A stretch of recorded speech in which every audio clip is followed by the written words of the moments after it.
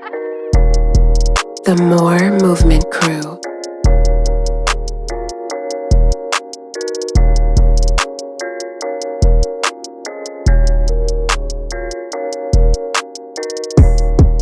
Welcome to the More Movement Crew podcast. I am your host, Kennina Porter, and this is episode 15, The Battle of the Sexes. All right, so we are excited to be here today. This was just a really fun idea that Antonio down there with the Superman hands had about doing an episode where women of God and men of God talk about singleness and dating and just answer some questions that guys have been meaning to ask and girls have been meaning to ask. And so in this episode today, we're going to kind of talk about that, but we're going to talk about it within the context of the scripture, right? Within how God has called women of God and men of God to pursue relationships and to actually spend their time in their singleness. And so today we have a wonderful group of people that is going to just help me with this conversation. So welcome to the show. Thank you for watching. Before we get started, I want to remind you, if you're watching, to like this video, share this video, and definitely subscribe to our channel because we want you to be a part of the More Movement Crew. So thank you for tuning in, and we're just going to get to it. So before we officially start asking questions, I want to let everybody know who you guys are, right? You guys know, they know who I am. So let's just do some really quick introductions. So who wants to go first? I'll go first. Hi, I'm Krystal, aka Liss. I'm a recording artist and a music producer. I do some voiceover work. I have my bachelor's in music business from the University of Indiana University Southeast, and I love God, and I'm excited for this conversation.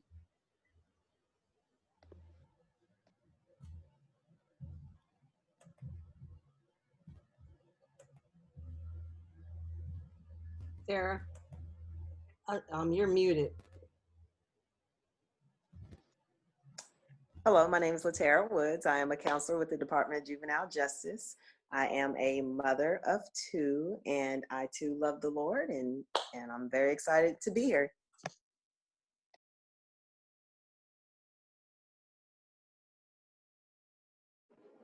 Hey, my name is Demetrius. I'm a grad student right now. I'm at the University of Louisville, and I've been a Christian for a long time, and I'm really excited to be a part of the podcast. Yeah, my name is Evan Calvin. I serve as a pastor at Emmanuel Baptist Church. I'm a graduate from the University of Louisville. And I'm also excited just to listen, to learn, and to get to know these folks a little bit better. All right, everybody. My name is Antonio Brookins, 31. I have a background in operations management and sales. My undergrad is from Spalding University, where I studied business administration and communication. I am a believer, and I'm very excited to just be able to interact with these amazing people of God, and just to be able to learn and have some major takeaways from tonight. Thank you guys for introducing yourself. And so I just want to go ahead and jump in. I think that it's absolutely necessary for us to just kind of provide just clarity. A lot of times we just when you are a believer and you're in church, we talk about, stages of life, and we use the term singleness, right? And so today I want maybe each of us to kind of share, what is singleness? What is your definition of singleness?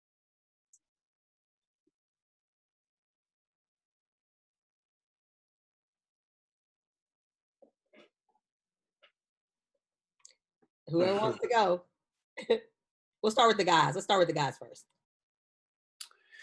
I think singleness is obviously not having a spouse. So it would just be a man who is yet to be married, or a woman who is yet to be married as well.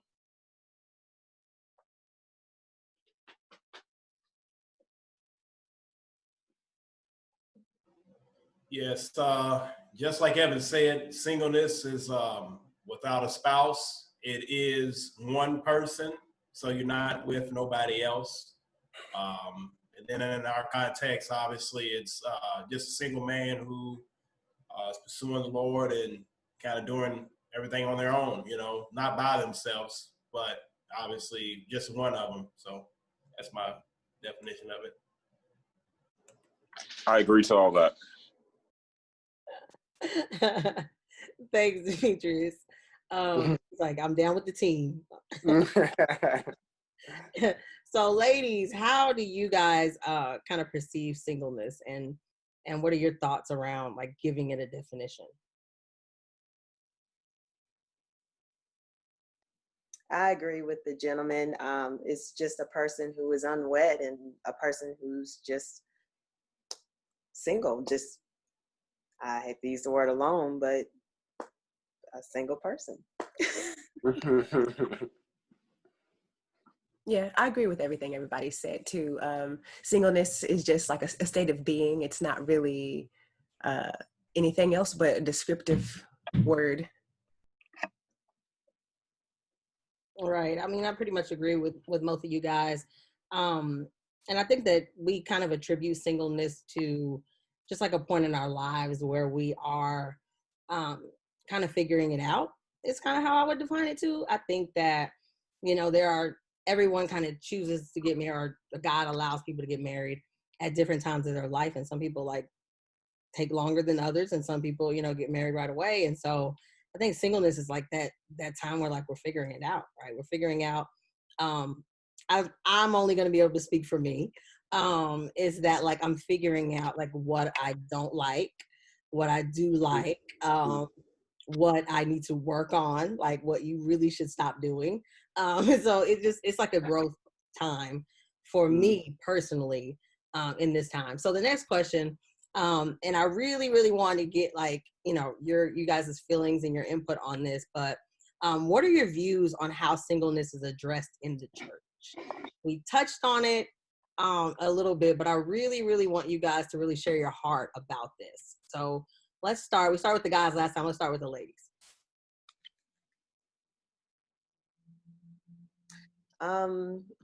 I guess as it relates to the church, I remember it was kind of a not so good feeling sometimes. You know, they would announce, oh, we're going to have women's ministry this Saturday, and nobody would really clap and be excited. And it's just not sometimes it's not the best feeling in the world. If I'm going to be truthful, I talked to a lot of the ladies that was a part of the singles ministry, and, you know, you would go read scripture, eat. It's just, you know, an extension of church, really. We didn't have much interaction because in the body that I was a part of, there wasn't a lot of single men there. So, and there was really no mentorship, no training if you wanted to be married or anything like that. It was just meeting, reading some scriptures, praying, and that's about it, if I have to be honest. I second that too. I don't think that I've had a lot of mentorship or training when it comes to singleness and preparing yourself for marriage, or just basic discipleship. But in a singles context, I don't think I've had much of that either. Yeah, I think I agree with everything she said. And I'm going to agree with the ladies as well. I don't think that, you know, there has been a lot of training. I laughed because I thought about, you know, it gets to a point where it's like you come to church and you're single, and then when you meet somebody, like you bring them to church, and then you're just like a pair, and then you go to marriage counseling. Like it's just like there's no like in between. Like, oh, he proposed, marriage counseling. Now they're a couple. Now they have a marriage ministry. So it's just like there's nothing that helps us to figure out, you know, like what works for us at all. So I just laughed at that because it's technically kind of how it happens. Like you just like bring your significant other when you get one to the church, everybody checks them out. And then you just like, that's it. So yeah. What do y'all think? Go ahead, Evan.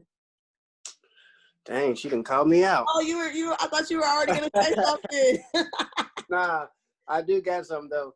Man, I think honestly, I think there are a bunch of several levels to like how the church addresses singleness. And one way that I think the church fails to address singleness is we oftentimes treat it like it's a season to get out of, instead of, in 1 Corinthians 7, Paul says it's a gift. And so I think there needs to be a foundation of like singleness isn't God punishing you. He isn't God withholding something from you. It's God actually giving you a gift that is meant to be used and stewarded well. At the same time, I think the church can also get better with, as specifically as people get older and those desires for marriage tend to grow. Then I think the church has to do a better job of not saying you become normal when you get married, but at the same time, as you ladies have said, this is what it looks like to enter into a new season and to receive a new gift and another gift, not a better one, but another gift. And so I think just teaching on singleness in general and all the realities and the nuances of it is just something that the church just desperately needs. And oftentimes singleness is exactly what was described as like all the people who don't got a date or don't got a husband. You just kind of get together, do a couple Christian things, and that's our singles ministry. And I don't think that's helpful.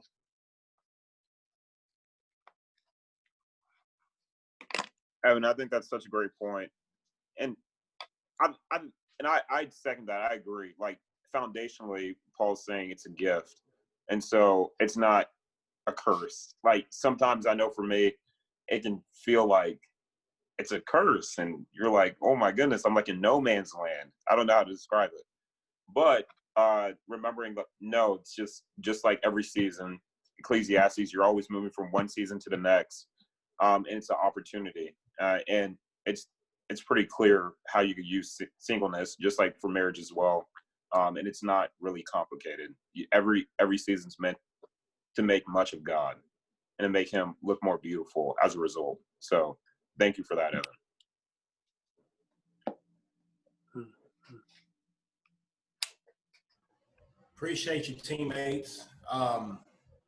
Yeah, I think, singleness is definitely a season that, from what I've experienced in the church, of a lot of pressure,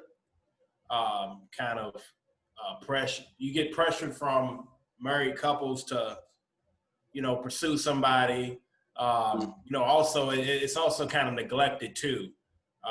Even, like Kennina said, like let's say if you find somebody, you're pursuing somebody and you introduce them to people in the church, like all of a sudden people's like, oh, let's get together, you come over our house and all this other kind of things. And they're, just trying to press y'all it's more pressure on the guy than just to pros and do all this other type of stuff. Like there's really no helpful teaching or discipleship with that. It's just more of them throwing different books at you or telling you look at YouTube. But what am I supposed to do with all that? Like I understand it couldn't be helpful, and obviously getting into the word, that's first and foremost. But like, how am I supposed to take that knowledge and apply it, and then look at an example and say, hey, like this is what they went through, this is what they're doing. Like, what can I learn from that? How can I put those two together? That's just been kind of my experience, just kind of being out there and just not really knowing what to do, and a lot of confusion and a lot of pressure. Yeah, I definitely agree, Antonio, with that. That there's just a lot of pressure for us to make that next step. And you guys have all talked about, it in some way, is that, this season, and I like the fact that Evan and Demetrius talked about like appreciating this season and valuing where you are, and God really taking the opportunity for God to really speak to your heart right in this time. So I think that is critical. And I think that is one of the messages, if you're watching specifically and you're single, really, really do not look at this time as a curse, right? Look at this time as a blessing. Like, it's dope. I get to hang out with like these 5 great people, like, and we're all single. Like you know what I'm saying? Like these are opportunities that you won't necessarily be able to have. And so definitely being able to appreciate that. But since we talked about, what are some things and how can we address these things in the church? Do you guys have any suggestions on ways that the church can improve like the culture, right?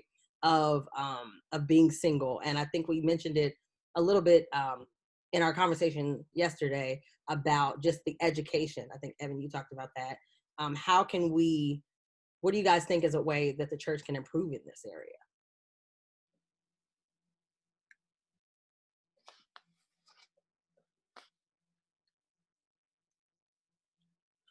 As Christians, we always need more preaching and teaching, and so I think you just need more teaching specifically from the pulpit, even in the sense of not even to just singles only, but married people need to be taught how to help shape the culture for singleness, So I think as married, as you guys were just sharing, the pressure that can be put on singles of like, when are you going to get married? Or first day you bring somebody to church, it's like, oh man, like, are y'all getting married tomorrow? Like, and so I think just helping married couples to create a culture where singles don't feel this pressure that something's wrong with me if I'm not married yet. And then at the same time, I think helping singles think through this season of life that they're in from God's word. And so how to enjoy it, how to giving them places to be able to share like, yo, this is really hard, and really just kind of walking along single. So I think it's a collective, holistic thing that the church has to do, and it isn't just a singles issue.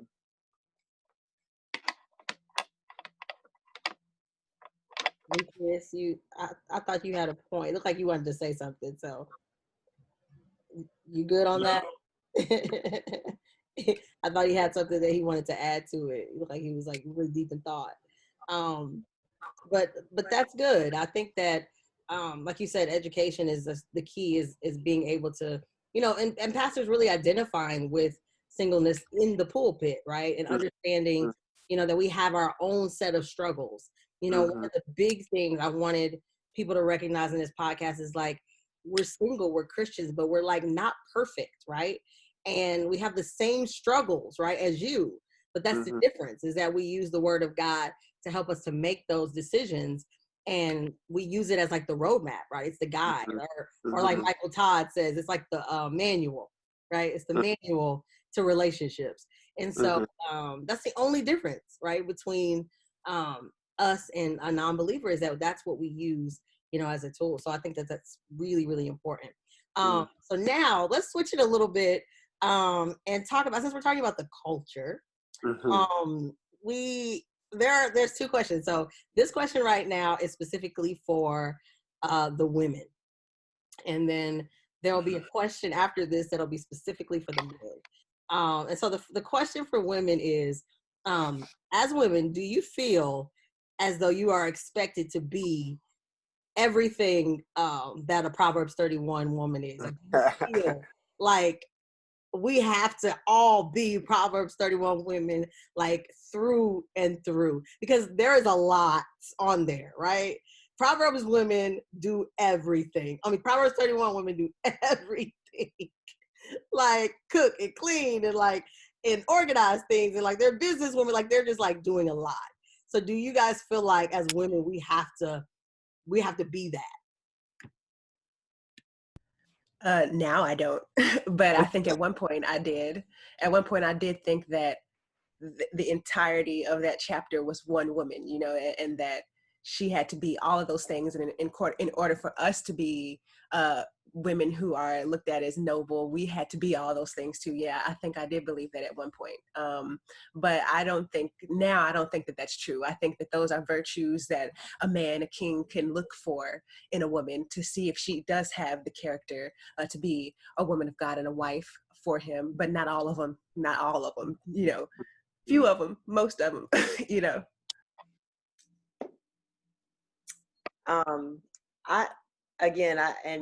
I said this before, I'm kind of like the black sheep, okay? So No, I didn't feel that pressure. I never have. I came into the church very raw, very just who I am, type of person. And I think about this corny analogy of princesses like Disney. Let's just use Cinderella, but then you got Brave, right? She was a princess, but she wanted to be a warrior, and she wanted to play with her bow and arrows and do the things that, not typical of what princesses would do. So I'm just using that as an analogy. So I never, I just kind of walked to my own beat. Like the virtues, or with the Proverbs 31 woman, is amazing and great. And as I'm mature and get older, yes, I look at those things, make sure I have those foundations, just because, I have 2 children that I have to care for and, lead. But yeah, no, I'm kind of a wildflower. So kind of just. I love it. I love that you use Brave. I thought you were gonna say like Mulan. My daughter, like, I'm gonna be a soldier. Yeah, Mulan's a great one too. Like, she is a warrior. She's like no joke. Okay, I'm getting off topic, but so that was a question that was specifically for the women. So now we're gonna talk about a question for the guys. So when we talk about like gender roles, right there, and we quote the scripture, he who finds a wife finds a good thing, right? That scripture is well known. We use it all the time. So in your view as men, do you guys believe that you guys are, the term I think that we use when we were forming these questions are the hunters, right? Do you guys believe that you guys are the ones that go and find and pursue and hunt? I definitely feel like that. But, that can be taken out of context. When, you joke with your guy friends and you're like, okay, I'm on the prowl, we'll see if something happens. but not real. But I mean, obviously when it comes to those leadership roles, leadership and the roles that it seems the Bible lays out for men and women. I mean, first off, foundationally, even if you're dating someone or you're not dating somebody, a guy's not the leader of that girl, and the girl's not called to submit to that guy unless they're married. So it's held for married people. But as a guy and as a girl, the kicker, I would say, in my view, I think is biblical. You want to be seeing, if you can say from the girl's aspect, you can see, I can see this guy leading my family one day. And I could see myself joyfully getting under him and supporting him and being an energetic helper to him. And then from the guy standpoint, saying man, can I see this girl complimenting me well in the calling that God's given me, and be able to do that well and be fruitful in that.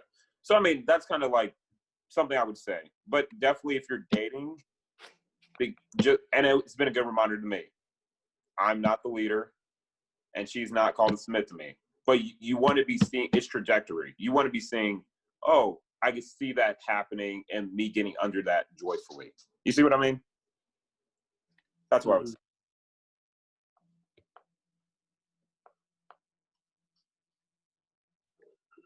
Guys, you guys are just going to go with Demetrius' answer? I feel like I've been talking a lot, so I'm trying to see what Antonio has to say. I know you have. No, I agree with Demetrius. I think, even though, what I'm saying, there, obviously in the beginning stages, there is no binding commitment, right? So, there's no type of, the woman submitting to me or, me, expecting certain things from her. But you do want to see some characteristics of support. That's the biggest thing.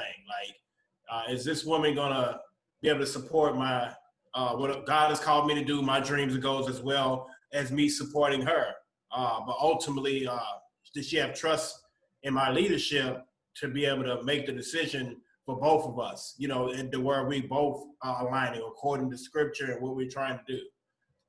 So I would say, like, yes, we should be the hunters from the get-go. But, you know what I'm saying, obviously in order for us to hunt, we do got to have some a good target and good prey, right? Yeah, that's how I'm going to answer that.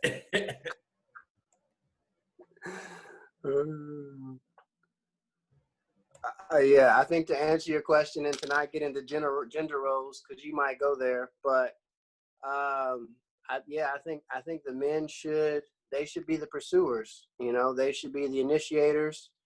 Fundamentally, it doesn't mean that I think sisters do have a place where they can let a brother know that they're interested, but I also think that generally that pressure of let me let you know and let me bear the weight of rejection, right? If you're not interested, should fall on the guy fundamentally. And so yeah, to answer that part of your question. Thank you guys for that. I think all of you guys had your own unique way of answering that question. Antonio was saying you gotta have good prey, Antonio. What is good prey?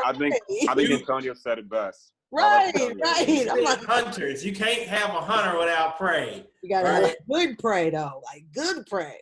Yeah, good prey. You know, you bring up the analogy. I was just trying to bring supporting. Oh, I love it. You switch it up on us. I love it. So, I mean, all really amazing answers. I think as a woman, for me, you know, hearing men say these things is really kind of reassuring, because I think a lot of times men are like hesitant to do the pursuing. And so a lot of times we're anticipating, you know, is he going to say anything, right? Because we've had multiple interactions. We've hung out, we've had great conversations. I feel like there's a connection, but is he going to say something? Is he going to like break the ice and actually like put himself out there? And a lot of times it just doesn't happen, right? And so you're just kind of like, it's like this weird gray, right, area. And so it's refreshing to know that, you know, that men still believe that they are to be leaders and to actually initially like have that conversation. Like, that is great to hear, right? It makes me hopeful, right? I also think that's like a discipleship reality, right? Of like, as I'm listening, I'm like, man, I want to teach younger men that I know, like how to be okay with, like, how to get past that timidity, you know, like part of what it is for you to be a man who's mature enough to pursue a woman and want to have a wife. It's like, are you bold enough to push through that timidity and just ask her, you know? And so I think even just a discipleship tool is just men being confronted with that reality and knowing that, oh, okay, that's what it means to be a man. If she's cute and she smiles and I like all that, and I'm trying to jump in there, then let me be willing to not wait until she pretty much asked me, but let me man up and ask her. So yes, that's good. I love that, Evan. I love that you said that, because, you know, I work with young people all the time. I'm working with students, and so when you look at programming, there's always like women's empowerment, right? There's always programs and things that speak to women loving themselves and being confident. And so we have all these women out here who are super confident, right? But then the guys are just like being bombarded, right, with these confident women, and there's no balance, right? And so I think that also creates like intimidation, because you got like this group of women that like really love themselves and they love who they are, and they'll tell you. But then how can our guys equipped to handle that? And I think sometimes the answer is no, they just not. So I think that more training young men is so amazing. And that's a really great way to kind of balance things. Yeah, and I think another thing too, because I'm glad Evan said about, you know, working with the younger folks on this, is that you know, you gotta be reminded, you know, the only one that's sovereign is God, right? So when it comes to the pursuit, you're not in control whether she says yes or no. I mean, if you haven't, just like you said, Kennina, if you having interactions and phone calls, texts, you spending time together, I mean, obviously there's a reason why you're doing that, right? You need to, I like at a certain point, you gotta let them know, hey, you know, I'm feeling you, you feeling me, and we friends, or what's going on? You know what I'm saying? Because if you don't, you just don't want that anticipation coming from her. And two, like if she's not interested, you don't want her to feel uncomfortable later on down the road when you actually do, you know. I mean, that's a constant reminder for me, you know, just try to fight through that, you know, and being intentional with that, you know, understanding, hey, whatever happens, happens, but I'm coming, you know. I'm coming. I love it. I love it, Antonio. So you mentioned, like, you know, fighting that. Let's talk about boundaries, right?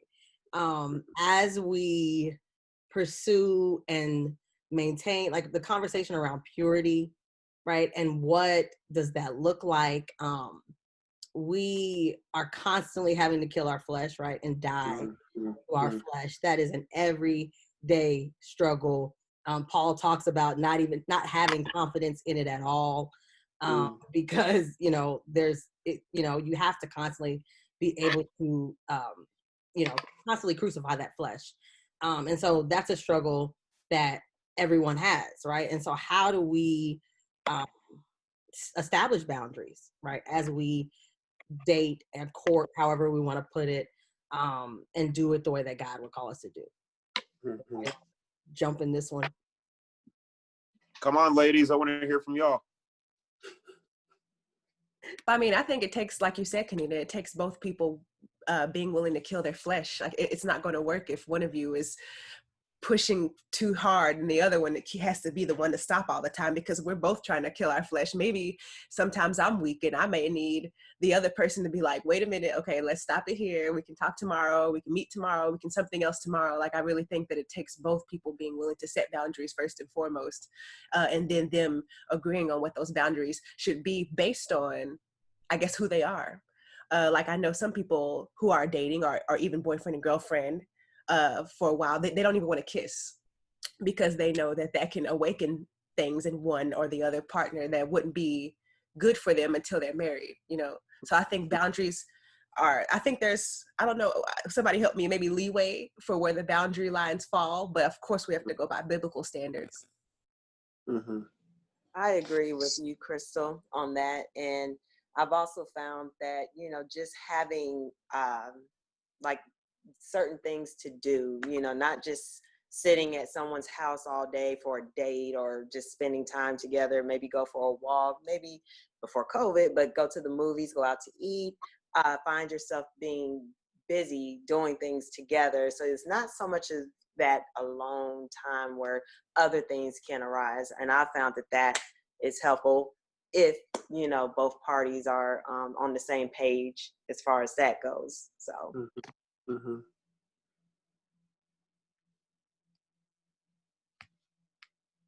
Fellas? Hey, Krystal, was Krystal the first one who said something? Yeah, no, I was just gonna add, just make sure you're aware of, you know, like Krystal said earlier, the other person's weaknesses, you know. If it's an area to where they don't feel comfortable doing something, then you shouldn't pressure them to do it. Big example is, you know, like kissing or physical touching or something like that. You definitely don't want to put somebody else in a position to where they can think or have emotion to do something they ain't got no business doing at that in this season.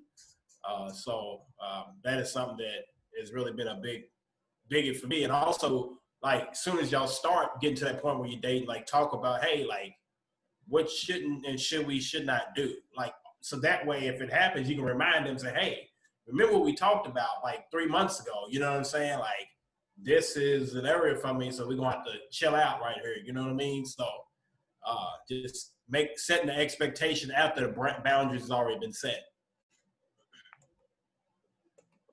Antonio, that's a great point, because if you set boundaries in the moment, it's already too late. It's already too late. And so having, like, being prepared and knowing, like, I mean, first, our hearts are fickle. Like the strongest person, I mean, your heart's still fickle. And so I like what Krystal says, that if you're both mutually crucifying the flesh, you know, at some points, I mean, you're going to have to hear from her, and then some points you're hearing from the guy. But you can kind of be confident that, you know, they're both growing the relationship with Christ and killing sin and trusting Jesus. Then you're not going to do those things. And then also, like you're saying, Antonio, setting those boundaries. So then now, like we have something to recall too, and being like, hey, like let's remember what we set out for in the beginning. Like let's not forget. I think that's helpful. That's good. I think I agree with those things. Yeah, I don't say this because I think I'm a Superman, but I do again, just, I mean, personally, the men that I pastor with, and one of the trajectories that we take is like, I still think it's on the men to lead, not in a husband and wife, you must submit to me the way, but in a protector and in a yeah, I want to protect this sister. And so I think both sides should, before the Lord, know their boundaries and communicate those. But I also think it's primarily on the guy, you know, just to say, like, I'm not going to put us, because if you won't lead well when you're dating, you won't lead well when you're married. And so I think as guys, we should always be thoughtful to not putting ourselves and the ladies that we date in situations where we're going to dishonor the Lord. Because the most loving thing I can do for you as a man is help you to walk faithfully with your God. And so if I put you in a situation where you sin against your God, then I'm not loving you, no matter how much my heart might be aflame and all that stuff. I'm not loving you. And so I think it does still fall on the men to lead well, so that they don't put their sisters in precarious situations. And yet both have a responsibility to the Lord. And so the sister has to be strong before the Lord, just to say, okay, if he puts me in a situation, I'm gonna shut him down, you know. And so I think both have to just know their responsibilities before the Lord, their boundaries before the Lord, and then it's called for the man, I think, to lead in the relationship. And I just want to chime in because Evan, you said it. That is so true. And if I have to be transparent, because it's no secret, I used to have to tell a gentleman, you know, love me enough to cause me not to sin. Like, don't put me in this, you know. And I used to say it all the time. And I didn't think that it was even humanly possible for the opposite sex to even get that cry, you know, and that plea, because it's difficult, you know. But I tell you, I could really appreciate what you said, and that sir is a blessing. So Amen. Yeah, I saw Latara up there like, yes, say that. But also, I mean, and like you said, Evan, like, you know, being able to have these transparent conversations with like men, and as you teach and lead them in that way, to be able to think that way, right? Because I think maybe when we talked about it last night, we talked about how, you know, when you're not saved, or when you're not a believer, your approach is completely different, right? How you pursue women. And so that thought process is may not have changed, right? And so they're still trying to pursue in that way. And so, you know, you putting it that way really helps them to understand and to kind of shift their thinking, shift their perspective. So that was beautiful. Thank you for that. Anybody else have any other things to say? Evan just close us out. He just closed it out. But yeah, that was really great.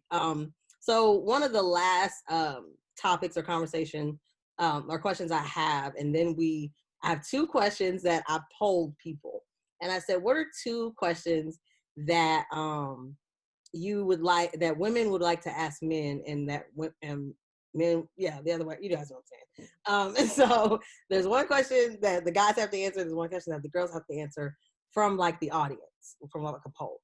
But before we do that, the question that I want to ask is, do you guys feel, and this is for both sides, it is necessary to discuss the next steps, right? And we talked about that. We talked about how do you discuss like when you are exclusive, right? How do you discuss when you are ready for marriage? Like, do you feel like it's necessary to have that conversation in relationships and like kind of just put it out there? Or do you think that it kind of is like a natural progression? Like, how do you guys feel about discussing next steps?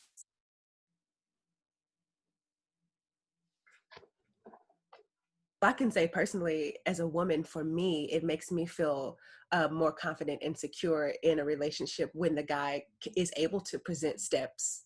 You know what I mean? When he's able to say, hey, this is where we are right now. This is what I can envision. And even if it's not rigid, like, okay, it's month 3 and now it's time, you know what I mean? But if he has a fluid, but structured still plan, I think that it instills confidence in a woman. You know. I agree with Krystal on that.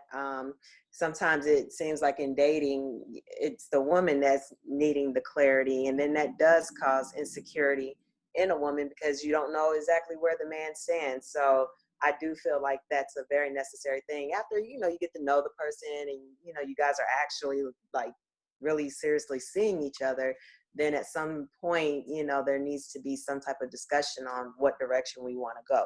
Not saying we got to get married today, next month, next year, but we need to know how serious this is, because if you're not serious about marriage, then you should go a different direction, because that would be my goal. But And I think all those things from what y'all said, the two ladies said, is just highlighting intentionality. Like, and from what Evan's saying, like, say for like young guys and like as you're discipling them, remembering that, hey, like Christian dating's different than, baseline from worldly dating. Christian dating has a purpose. And so, and that purpose is marriage. Now, obviously that could kind of feel awkward. You don't have to say, hey, like, marriage, we better be thinking about that the whole time we're dating. Obviously not that. Just even to the girl, the saying up front to her, saying, I'm not just another guy just dating for fun. I believe God calls us to date with a purpose. Like that's the point of dating. I don't see any other point of it. And personally for me, same for me. And so I think if they do have that view, then when they are dating this girl, they should be marked by intentionality of, okay, like this is where we're at. This is where we're going. Like, how are we progressing? Like where we need to grow. This is different things like that. So I think that's a big thing. If your purpose is, dating, Christian dating, a Christ-centered marriage, that's, you want to get clarity. That's what dating really is, getting clarity about whether you want to be with this person or not. Then it should be marked by a purposefulness and intentionality throughout. Mm-hmm.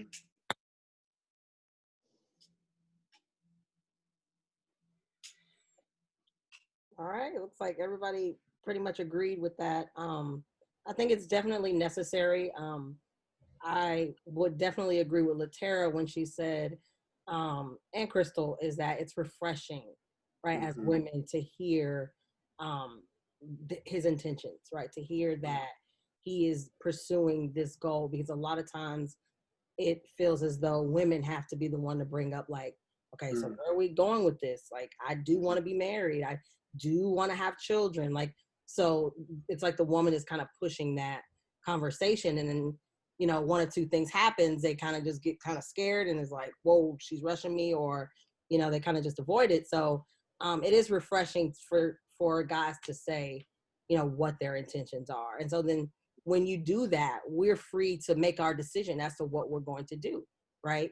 Because if your goals don't align with my goals, then I'll say, oh, okay, well, that's great. Thank you for letting me know. And, maybe we don't need to be pursuing this, right? Because we don't have the same end goal. But it's just really nice to hear it.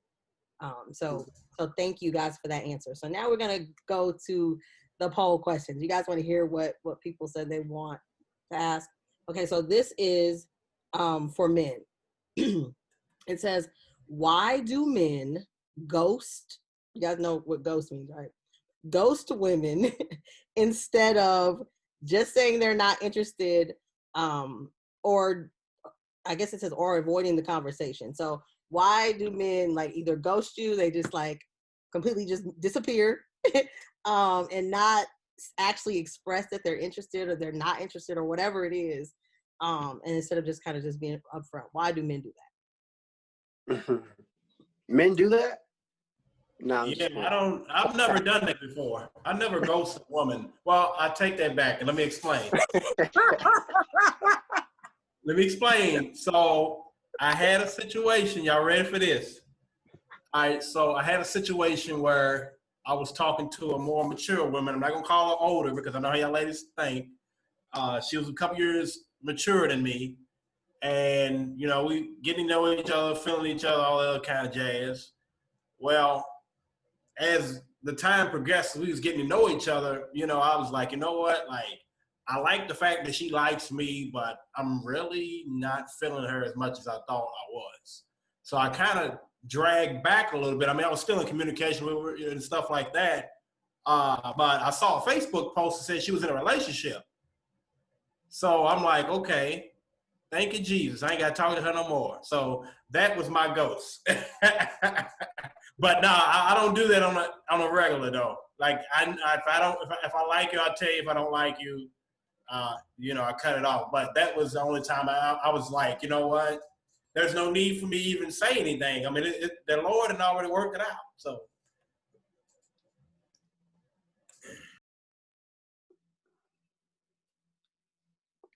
Fellas, y'all got anything to add to the Antonio show? Right. I am thankful for you, Antonio. Yeah, I think ghosting is a real thing for sure. I mean, in my own mind, I can think of several reasons why that happens. I mean, I think one is just fear in the guy of, you know, like, I mean, I think sometimes it could be cowardice. It could just be straight cowardice. Like, I don't want to have a hard conversation. And so I'm gonna just do what's easier, which is to dip out. I think on a more, I don't want to say on a more innocent level, maybe I'll say, you know, a Christian guy, I think doesn't want to break a girl's heart, you know, and so is mindful of that. And so if there is a situation where, and I want to be careful because not every girl that's like, we're done is heartbroken. But there is, I think, a slowness. You know, I've been in a situation where I came to an Antonio moment, but God didn't come through the way he did with Antonio. So I had to man up. And yeah, like it was just hard. And to get to that place where I'm just like, hey, like you're an amazing woman, but I'm not interested. That was just a really hard thing to say. And so I think there's one level with that. I think there's another thing that I would just say, I think is I'm gonna just be 1,000 and, you know, it is what it is. I think sometimes there can be a fear because the lady might, she might go hard when you tell her that, you know, of like, well, what you mean? And, you know, y'all know how it goes and the neck goes and then, you know, and so it's like, man, I'm not trying to do all that. And so I think that could just be another reason why guys hesitate. And so I think there's a spectrum from like just real sinful cowardice to, man, I'm not trying to break a heart, to, man, I'm not trying to do all that because I know it's about to get real. And so I think those are some of the reasons why in my own heart I can see guys ghosting.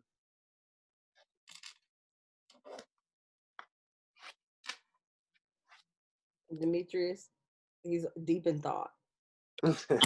Oh no, I agree with everybody. They did it well. They said it well. Wow. Thank you for the transparency. Let me just say, like, I appreciate the transparency. But that was what the poll provided, is that question. So thank you for providing clarity. So this one is for us ladies.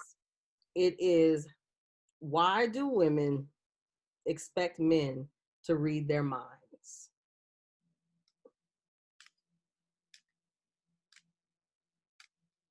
and I'm going to default to my teammates.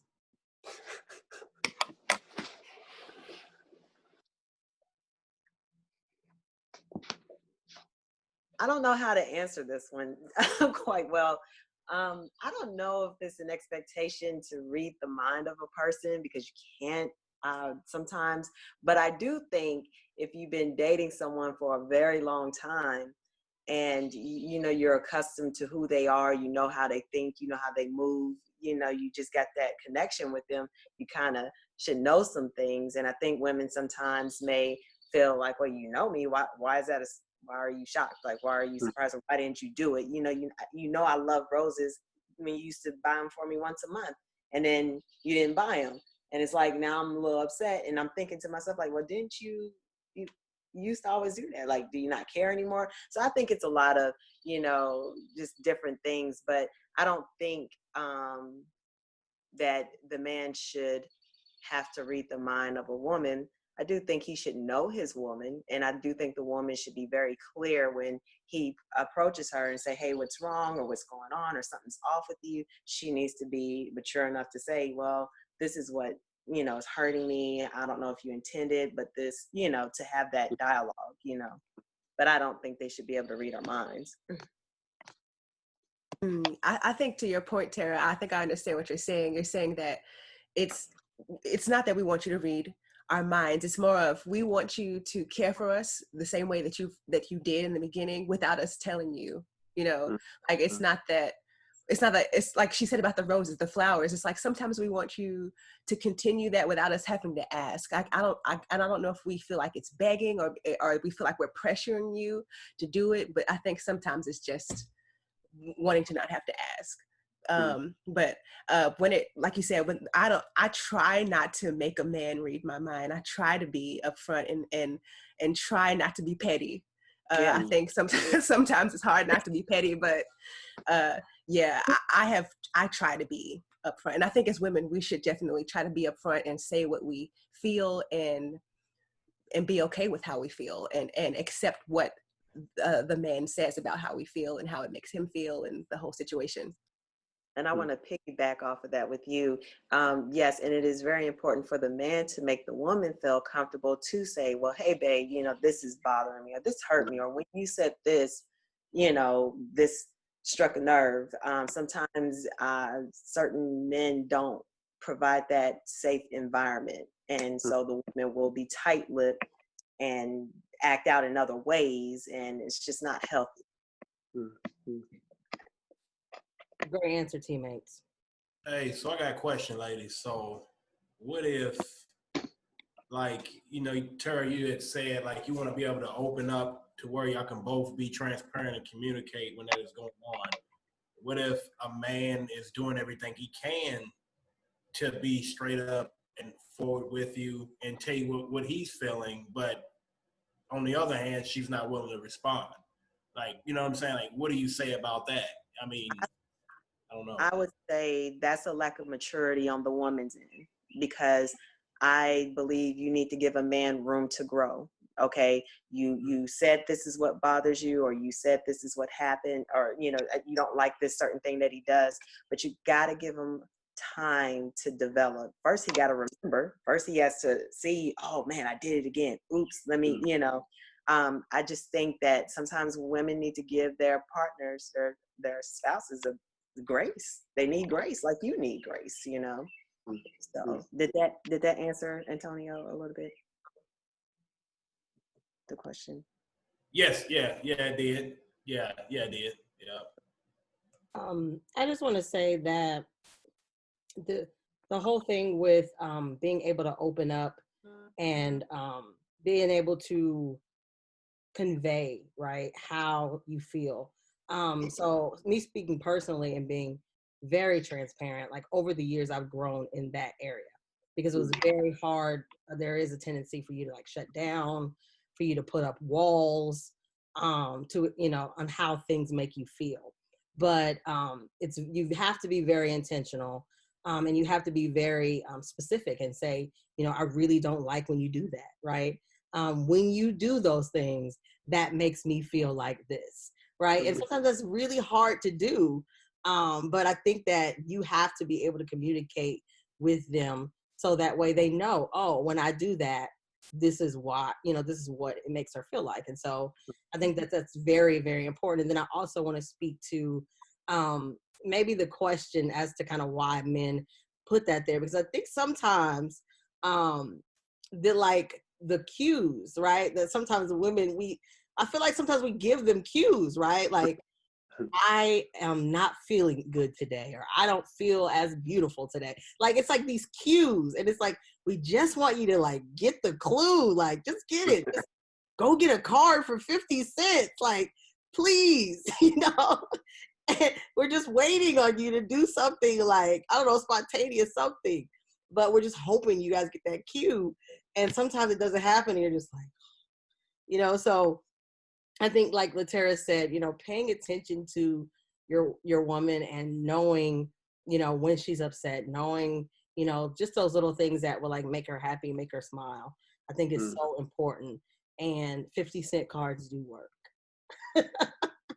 Hey, where they got 50-cent cards at? The Dollar Tree, right? The dollar store. They cost every bit of $1 now. Right. I thought it was 2 for $1. What store you go? The Dollar Tree.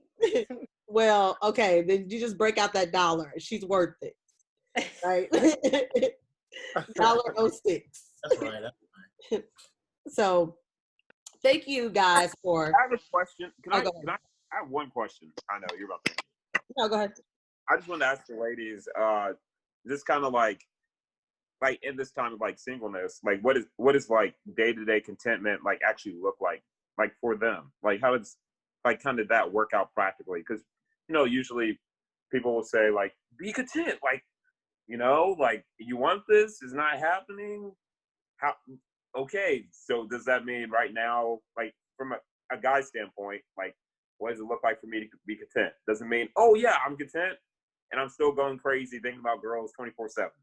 Am I content? Or is it, oh, I totally cut off girls, like I just, no communication, like they're not going to find me. Like you see what I mean? Just kind of, so my question is more like, what does day-to-day contentment like look like for you? I can answer that, and I'll be transparent. When you've come out of a very tough and toxic relationship and the Lord really delivers you from that, you don't ever want to go back to that nightmare. Mm-hmm. And so I appreciate and I'm content with being single if it means not being linked up to a monster ever again. And contentment, just the COVID-19 pandemic helped me to understand it, because before I was busy. I worked 2 jobs. Both of my children are athletes. We're running all over Kentucky, doing tournaments, and my life was just busy. And I was like, oh my God, it's Wednesdays I would shut down, come home, and just have my mental health day because it was just so busy. But then COVID hit and everything stopped. And I was good with that. And I was, excited, had time to rest. And then all of a sudden, that was too much time. Mm-hmm. So it's like, if you're married, there's issues. If you're single, there's issues. So it's just, you got to love the journey. You got to love where you are in your life, because you don't know the day or time. You don't know the numbers of your days. Mm-hmm. And for me, I'm blessed. I have 2 children, and I am so grateful for them, because I wake up every morning to a brand new day with them. So to me, contentment is just knowing where you are, and then also I have a lot of married friends, and I see the difficulties, I see the struggles, and I really desire to have the right one instead of settling for a monster. So that's my answer. And Tara, you said it, and I think you said it well. True contentment cannot be found in another person, and it can't be found in things. It can't be found in a busy schedule. True contentment can only be found in Christ. And I don't want to say that just as a platitude, like you said, Demetrius. Some people are just like, be content in Christ. But I think that really comes from reading the Word, trying to get knowledge and wisdom and understanding of the word, being in it daily, and praying through your feelings. Like not to say that, like I said, it's not just I'm content now and you speak it and it's true. I think Right. that it comes through prayer and struggling and Yeah. tussling with your feelings and bringing God into that and allowing him to work through that. And I think that that's when true contentment will come. And then to his other point, he said, it doesn't mean I just sit at home and lock myself up and nobody can see me and nobody can find me, even though I really want to be married. But they said I should be content. So that means I just need to lock myself and lock my door and nobody can find me. And he'll come to my door and knock on it if I just wait and be content. I think maybe that's the other thing he was saying. I don't think that that's right either. And maybe Kennina, you can speak to this better than I can, but because I'm not really at this point in my life, I'm not pursuing marriage or I'm not exactly wholly desiring to be married. But I think if someone as a woman desires to be married, there may be some things that you can do even being content that would push you towards the goal of marriage and not just locking yourself up and hoping that Prince Charming knocks on your door like an Amazon package. You know what I mean? Yes, and Real quick though, she preached right there. That was good. You almost got a amen out of me. Well, you did get an amen, but I almost started shouting over here. Go ahead, Tara. Were we gonna say something? no, go ahead. Nina. Okay. Just to really piggyback off of what Kriss said, specifically with me, really at this place in my life where I would like to be,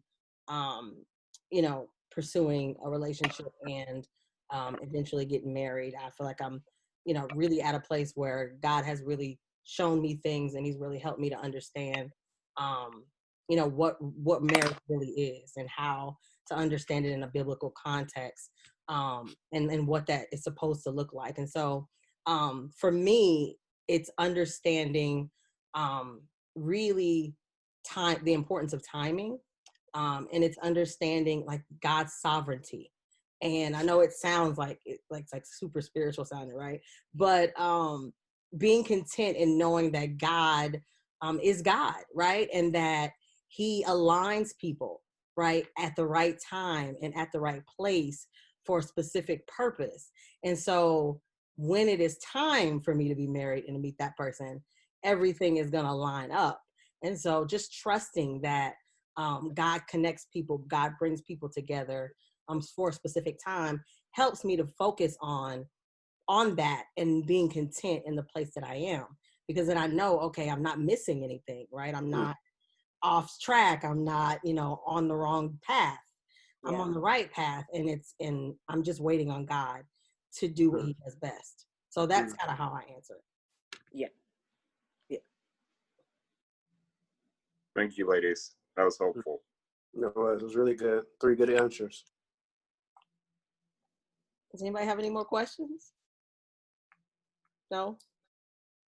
Are you about to shut it down, or? You guys want to still hang out? Like, we can still hang.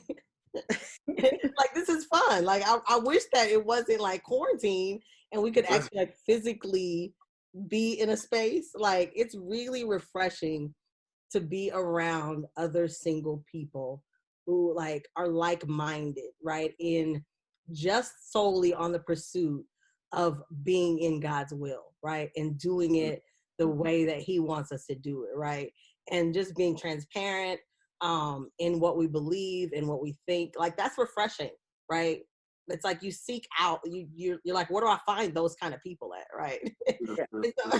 So when we talk about sovereignty, like God literally brought all of us together through the podcast and through these connections. And so I love this. I wish that we could continue, having these conversations. Amen. Likewise. Yes. Antonio, you the link, bro. Set it up. Who's cooking tonight?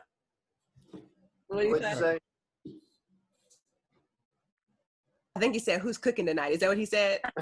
Yes, I did. You? I ain't went to the grocery store yet. I gotta go grocery store. Next time at Antonio's house. That's where the next event is gonna Y'all be. can come through for real. We got enough. We got space over here. Everybody bring one item. Wow. Well, Antonio, I'm vegan. I'm vegan now, so you gotta. Oh, okay. We got vegetables. We got vegetables. gotta get And all that kind of stuff. That's cool. But yeah, we gotta reconnect. We gotta do more of this because it's definitely necessary. And so for those of you watching, I hope that you have enjoyed this episode. I hope that it has blessed you and it really made you really think about your time as being a single and just really appreciate it, right? And so we are glad that you took this opportunity to watch this. We ask that don't forget to share this so that you can bless somebody else. But thank you for tuning in. And until next time, be blessed.